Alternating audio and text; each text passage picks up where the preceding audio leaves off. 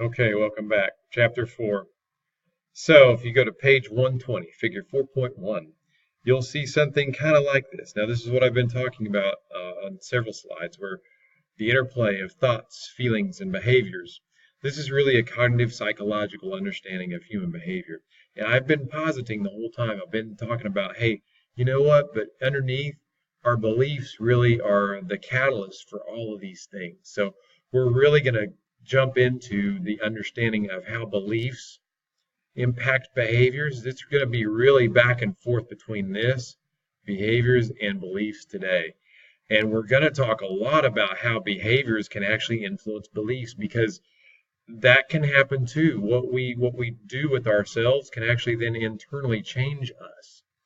So it'll be back and forth, and a lot of our discussion will be how behaviors actually influence our beliefs. So for again a figure, and you guys can read on page 120 about that a little bit. So there's going to be kind of a debate a little bit. You might look and see which one of these statements that you most agree with.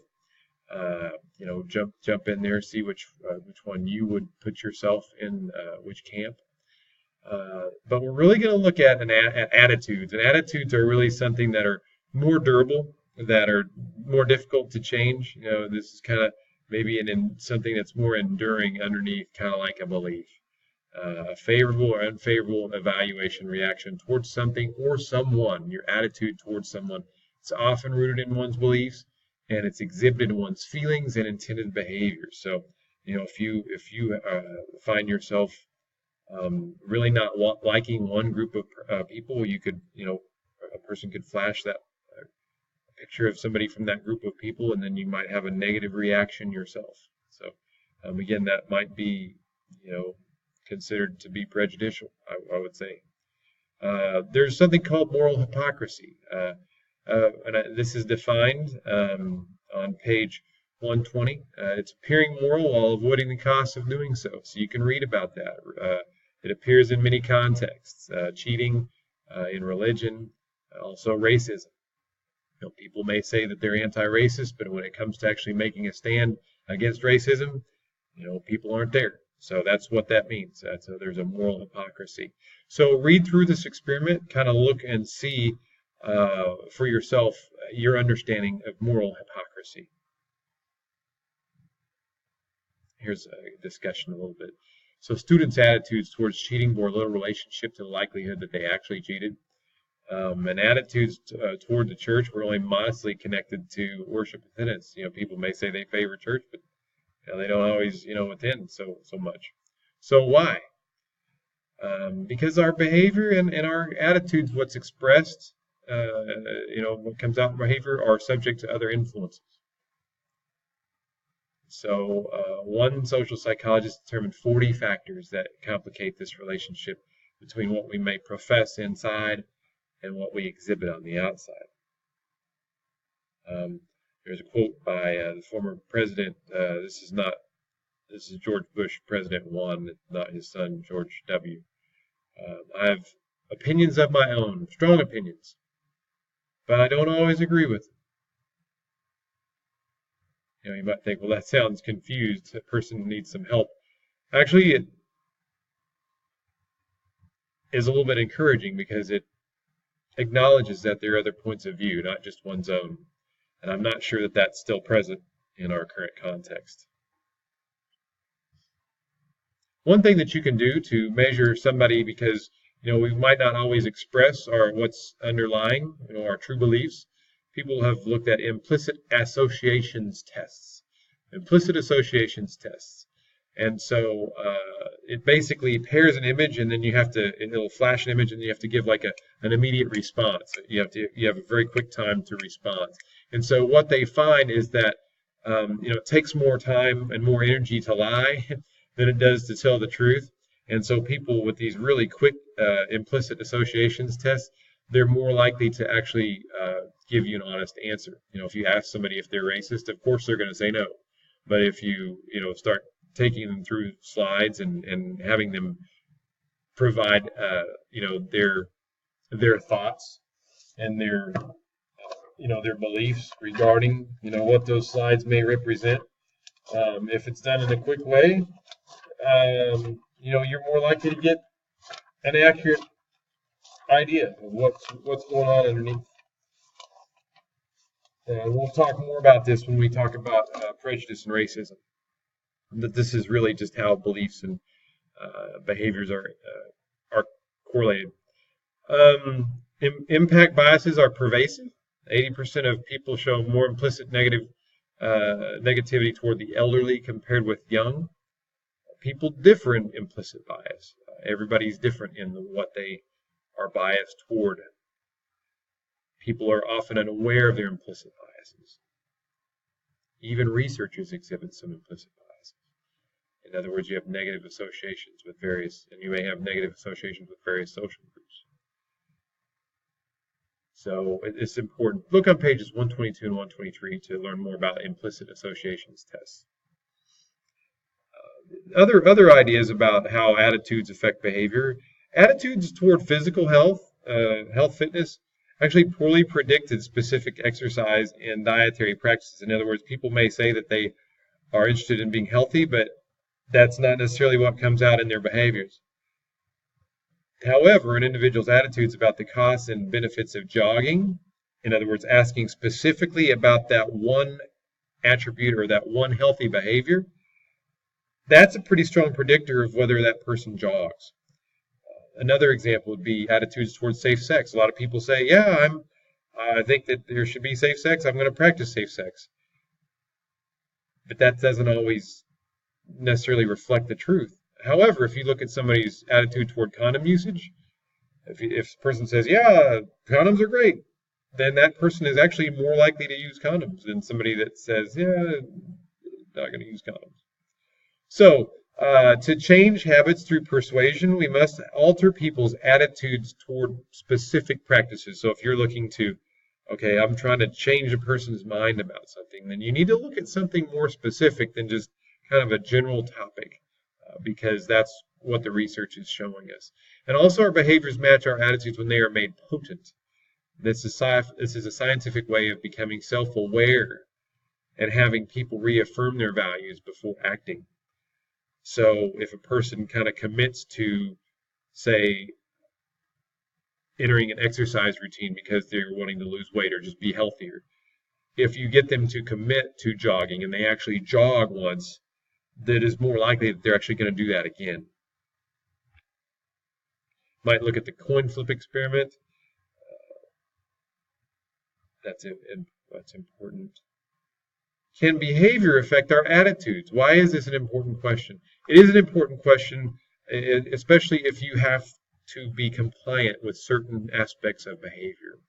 So one of the things I want people to think about, this is an interesting topic, really interesting topic, and very poignant to a lot of things that are going on right now in our society. So this is when the course really starts to get interesting, when it's like, okay, this actually applies to stuff that's going on. And remember, this book was written in like 2012. It was published in 2013, but it really was formulated in 2012 and before. So a role is a set of norms that defines how people should act according to the social position that they have. I can talk a long time about this. I'm not going to, but what I want you to do is I want you to watch the video. Be aware there's some strong language at about 2 minutes and 40 seconds, so you don't want to play it around young kids at that time. But it really goes into how people's roles, what roles we're given, really dictates and determines our behaviors and our attitudes and our beliefs. I can tell you that over my career, I've started, just kind of working on the front lines. Was a salesman a long time ago. Worked 16-hour shifts with people just in mental health when I got out of business, and then gradually moved my way up into management. And I can tell you absolutely, in my experience, the role that you play actually does change you. That's not. It can be good. It can be bad. But it is a real thing. It is a real phenomenon. Read through Frederick Douglass's observation from his perspective as a slave on page 128, and it really goes into illustrating this. It can be very extremely negative. Like I said, can be. There are cases where it can be positive things, but his perception, his his feedback, his viewpoint, his understanding of what was happening really indicates this phenomenon. Saying, there's also something that can be said, saying becomes believing. Front door phenomenon, look through that. Low ball technique, evil and moral acts. Some of these things you want to look at to see how people how do you get into something like that? You know, how did somebody sell that person this thing when they didn't start out to do that? So these are some big concepts, and they're going to make a difference when we get later on in social psychology. We start talking about these in more depth. Aristotle had a quote, we become just by the practice of just actions, self-controlled by exercising self-control, and courageous by performing acts of courageous. That's really what's being talked about here, is our actions can really start determining who we are. So there's always a saying that when I grew up, you can't legislate morality. Well, is this true or false? Well, you think about this is mandated behavior. So looking at mandatory seatbelt use, I remember I used to have a negative attitude towards seatbelt use, but I wear my seatbelt a lot. And mandatory seatbelt use has produced more favorable attitude towards seatbelt usage. Look at the information regarding desegregation. That's going to be covered in detail. Right now it's on page 133. We're going to cover that in detail in chapter 9. Please read through that. Please also look through, the statistic regarding attitudes of white Americans. After the Civil Rights Act, it basically changed to want more diversity versus segregated communities. So I think that it's important that we recognize the impact that our social norms and that our laws have upon us. There's a controversy regarding our Pledge of Allegiance and national anthem. You might look through on page 133 to see the thoughts and the take. And again, this is written in 2012, so this is before a lot of the current events.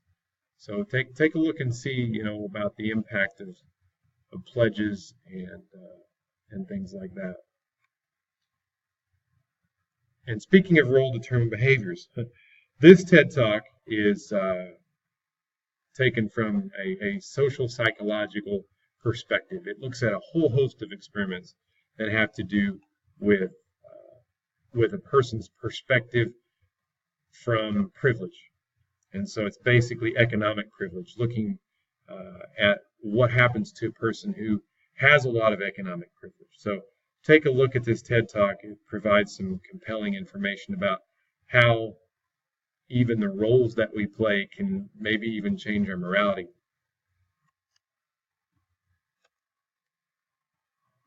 Cognitive dissonance, very important concept. It's what happens internally to us when we have a conflict either between our thoughts and our feelings, or our perceptions of the outside world and our feelings and our beliefs. So look through that slide to get an example of cognitive dissonance. Again, this is thoughts, this is feelings, this is behavior. It's that triangle, but it's in a figure 8 type of diagram. Another thing, we covered this a little bit last week, selective exposure. Think about how this determines our beliefs and our behaviors. We tend to seek information that we agree with and avoid dissonant information. That's also on page 135. People are keen on reading information that supports their political, religious, and ethical views.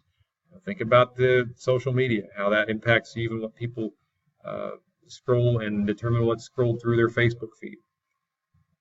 And I think this is a great story on figure 3.1. I know that's from last chapter, but take a look at that and read through it a little bit to understand how people even maybe think there's bias when there's not. Okay, last but not least. So this is an illustration of how behaviors can impact beliefs.